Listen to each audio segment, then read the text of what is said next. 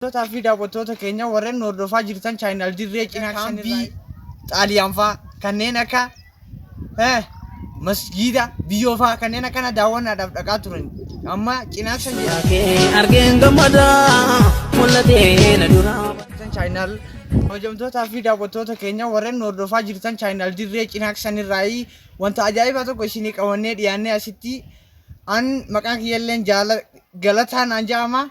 Ina jaarsota isiniif haasa'uudhaaf murteessine kanneen akka aanaa Cinaaksan fa'aa keessaa isinii qabannee dhiyaannee fi har'a yeroo dura aanaan Cinaaksan kun yeroo Soomaaliin bulfamaa ture gaafa Ibroon Shaxaan godina Harargee bahaa bulchaa ture sanii Cinaaksan araddaa 82 araddaa 52 aanaa Oromoo taana jennee waan murteeffanneef qabsaa'ota oduu qopheeffannee Araddaan soddomammoo nuti Somaalee jala jirraa ja'amanii ajjeechaa fi lubbuu namoota achirratti wareegamaa turte. Amma immoo waan Oromoo jala jirruuf nuti wanti nu barbaachisu amma deeggarsa nu kennamu uummata Somaaleetirraa waan ammoo lolli nu deemaa jiruuf dur Cinaaksan maal jedhamaa turte?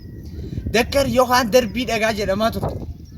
Kanneen akka daawwannaadhaaf dhaqaa turan kanneen akka kaambii Xaaliyaan fa'aa kanneen akka masgiida biyyoo fa'aa kanneen akkana daawwannaadhaaf dhaqaa turan.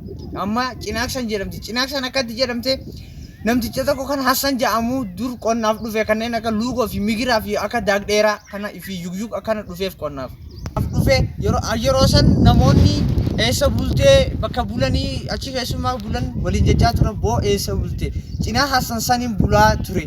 Cinaa Hassaniin bulee jedhanii namoonni waliif dhaamaa turan. Sababa sanii fi Cinaa Hassan waan jedhamtuuf malee Cinaaksan illee hin jedhamtu. Saniif maqaan itti moggaafame Cinaa Hassan malee aanaan Cinaaksan maqaan sii dhugaa Dakkar yookaan darbii dhagaa waan jedhamuuf seenaan barreessitee jirti. Seenaanis inni qabtu sibiilli muru wanni takka illee nadamuur Cinaaksan waan seenaa guddoo qabduuf ammaasis takka jaarsoon Cinaaksan keessa galtutu yeroo nuti asii yaanee Oromiyaa keessa dhenne Soomaaleen hunjaan afaan keenya nu laalanii nuti afaan keenya Oromoodha. Afaan keenya waan afaan alagaatiin dubbatamnuuf daangarra waan jirruuf sani biyyoota biraa keessa dhennu Soomaaleen hunjaan maqaan keenya nuti jaarso Oromoo arras burujoo dhiiga keenya akkana nu baqaysan Oromoo jedhama. Ilmaan abbaa gadaati. Ni beektaa?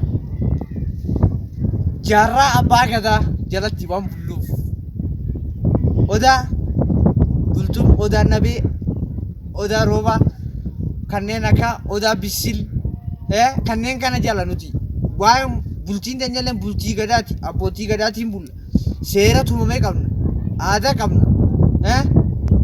nuti Oromoonni amantaanis akka waliin qoonne jaarsoo maarree kun gargaarsaas nu godhuu qaban nuti aanaa Cinaaksan keessaa amma warri Cinaaksan keessaa faayideeffatanii asii qabeenya ol fe'atanii direedhaa fi kanneen akka Addis Ababaatti galaa jirtan. Yaa biyyoota isan misooma guddisaa fi aanaa Cinaaksan keessatti keessaa horiitanii Cinaaksan qabeenya keessaa walii qabatanii keessaa horiitanii miti.